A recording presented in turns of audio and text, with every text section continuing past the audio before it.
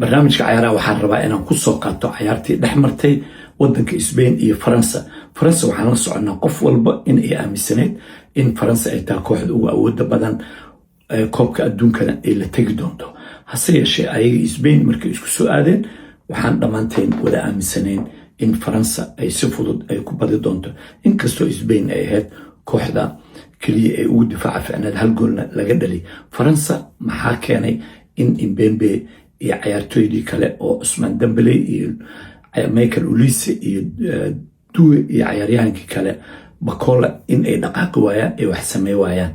waxyaabaha oo dhan ayaan rabaa inaan si soo koobo. waxaan qabaa kooxda Spain inay qorshaha ay la timid waxay ahayd Spain waxaan la soconaa inay ku awood badneed xagga dhexda iyo kubad controlka. muhiimna waxaa kooxda haday kaa farsamo badan tahay in ay kubadda ay controlkoodana ay kaaga fiican tahay, taasoo ay ugu talagaleen in ay dhexda ay u buuxiyaan. oo waxaan la soconaa Rodri inuu ahay ciyaaryahanka ugu fiicnaa ee dhexda ka dheelayay. waxaana la soconaa 2024 inuu ku guuleystay Ballon d'Or inuu ku guuleystay, laakiin tayadii uu sanadkaas oo hayay ayuu soo bandhigay. oo Rodri waxaan la soconay kubadda markuu qabsado in inta badan ciyaartooy kasta uu tagay kubadda ka soo qaaday horena uu gudbinay. Spain runtii waxay kale ku ciyaaraysaa waxa loo yaqaan Highland oo hore ay soo sikanayeen oo Faransiiska waxay u diidaan kubadda inay soo wadaan. Faransiiskana dhibaatada ugu weyn oo ku dhacday waxay ahayd 4 ciyaartooy oo weerarka maysan haysan ciyaartooy oo quudiya oo kubadda u soo gudbiya ama sabalaad gareeya, taasoo aan la soconno in ciyaaryahanadii Tujumein inuu dhexda taagnaay iyo ciyaaryahanka kale oo laftigiisa dhexda ka dheelaya Rabiot iyo Tujumein waxay ahaayeen ciyaartooy wax raaco ayay ahayn, laakiin ma ahayn ciyaartooy wax dhiso. oo ciyaartooyda wax dhisayso 4taas ay ahayn, 4taasna aad ayaa loo hayay, mana loo ogoleen difaacooda inay kubadda iska soo bixiyaan. Faransiiska oo markii afka hore looga hortago kubadda isku celceliyaan dib ayay u celinayeen, goolhayaha ayaan kubad dheer kusoo ridayay, kadibna kubaddaas Spain ama madaxa iskaga dhifanaysa ama way ceshinaysay. oo runtii Spain qorshaha ay ku timid waxay ahayd kubadda inay ka hayso isku dhidhiibkoodana inuu sugnaado, tiina way ku samaysay. oo waxaa u malaysaa inayba ciyaarta dhan ay kala wareegeen, taasna waxay keentay in jahwareer ay ku dhacdo kooxdii Faransiiska. fursadahay abuuri jirtay iyo kubadihiina aysan jirin.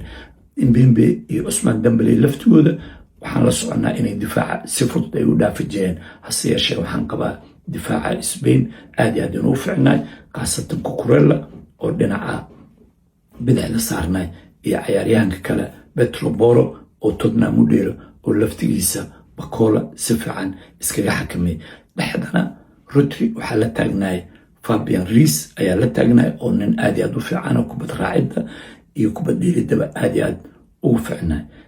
marka iyo ciyaaryahanka kale laftigiisa oo dhexda uga dheelo Barcelona waxaa kaloo jooga Olmo ayaa joogay, Ozabalna wuu joogay, taasoo Ozabal number 9 oo ahay dhexdana oo ahay. taasna waxay abuurtay in Spain kubad isku dhiibidooda iyo dhaqaaqidooda aad u fiicnaa, inkastoo Yamal dhinac u saarnaay. laftigiisa Yamal runtii sidii lagu yaqiina ma ahayn, laakiin dhaawacyada uu qabay ayuu kasoo kabsanaya oo xogaa cabsi ayuu ku hayay. gool saddexaad oo offside ayaa laga diiday, laakiin dhaqdhaqaaqiisa aad uma xooganeyn, hase yeeshee cabsi ayuu ku hayay. marka Spain waxayna tustay inay ciyaarihii oo kooxdii Barcelona oo kale ay soo celisay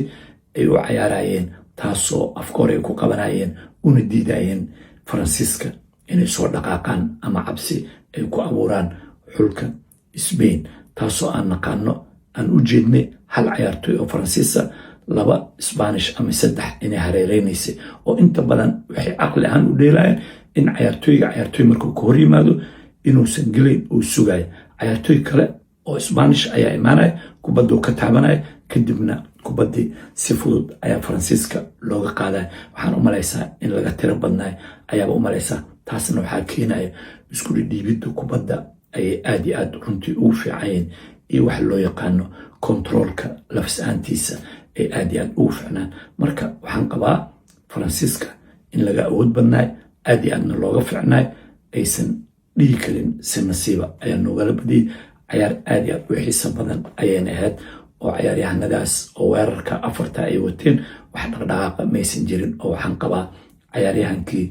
oo gadaal ka yimid duwe inuuba hal mar kubad oo ku sigay laakiin cayaaryahanadaas kale wax weyn ay ku sameeyeen ma jirto runtiina annagoo dhan waxaan aaminsanayn in aan la loodi karin kooxdan Faransiiska hase yeeshee shaxdi loola yimid oo ahayd in kubadda laga hayo kubadahana meel fiican laysu dhigo oo Spain waxay khatar ku ahayd kubadda marka qofka loo soo dhiibo haddii qof uu dhow yahay waxa one-touchka loo yaqaano ayuu cayaarayay haddaan loo dhoweyna kubaddii uu la jeesanayo meel fiican ayuu dhigaya taas marka waxay samaysay in Faransiiska ay ku adkaato in intay ku cararaan Spain kubadda ay kasoo dhiciyaan ayay aad iyo aad ugu adkaatay ayagana marmarka dambe Spain kalsoonideedii ayaa sii kordhayay kubadahaasay iskugu dhiibayeen iyo siday u dhaqaaqayeen iyo siday u wada shaqaynayeen xataa xagga adkaysigooda aad iyo aad u fiicnay ilaa iyo 90 daqiiqo maysan joogsan oo afka hore ayay ku hayeen ayna ku raacayeen marka Spain yaa u fiican Argentina Ingiriiska inay soo baxaan ana waxaan qabaa labadaba wax dhibe inaysan ku haynin inkastoo aan filayo Ingiriiska inay aaminsan yihiin inay kasoo badi doonaan kooxda Argentina ayna rabeen inay la dheelaan Spain oo waxay ka cabsanayeen Faransiiska doo finalka yimaado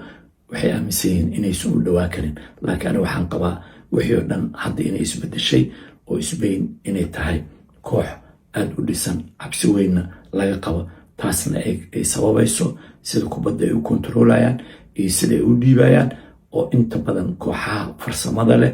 garoon weyn hadday kugula cayaaraan aad iyo aad u adkaanaysa oo waxaan xasuustaa taariikh ahaan xilligii Arsenal oo macallinka u ahay Arsene Wenger in garoonkii Wembley ay isla tageen xilligaas Arsenal garoonkii yaray oo waxay ku cayaari jireen oo Arsenal hase yeeshee waxay go'aansadeen si taageerayaal badan loo helo lacaga badan loo helo in Wembley ay geystaan cayaaraha homeka Champions League Barcelona ay kula dheeleen ilaa 4 gool laga dhaliyay Arsene Wenger kadib markii la wareystay inuu yiri koox haday ka farsamo badan tahay garoon weyn laguma dheelo oo garoonka Wembley garoomada kale xoogay waa ka weyn yahay taasna waxay keenay kooxda markii ka tayo fiican tahay ka farsamo fiican tahay garoonka ay ku balaarinaysaa oo isbalaarinayaan oo isfidinayaan kubaddana meel walba ay geynayaan marka adiga isbalaarisana si fudud ay dhaxda kubadda uga bixinayaan marka runtii Faransiiska aad iyo aad looga fiicnay xagga kubad dhiibida iyo xataa raacidda afka hore waxa lagu raacay iyo kubad controlka taasna waxay keentay afartooda ciyaartoy wax oo macnaha quudiya ama supply gareey inay waayeen oo waxay aad in ciyaartoy badan laftigooda dhaxda ay keenaan meesha afar weerar ka dhigayeen in ciyaartoy saddexaad dhaxda ay ku soo daraan oo Rabiot iyo Tchouaméni in ciyaartoy kale ay kula soo daraan hase yeeshee macalinka naftigiisa waxa u mareysaa inuu ku fikirayo in Spain koox fududeyta oo sida Morocco oo kale iyo wadamadii ay goolasho badan ka soo dhadhalinayaan oo kale inay tahay laakiin arintaas waxaan qabaa Deschamps inuu kala tagay guul darro sanadkan ayaana Deschamps ugu dambayso oo waxaa loo maleeyaa Faransiiska inuu la wareegi doono Zidane inuu la wareega ayay u badnaan doontaa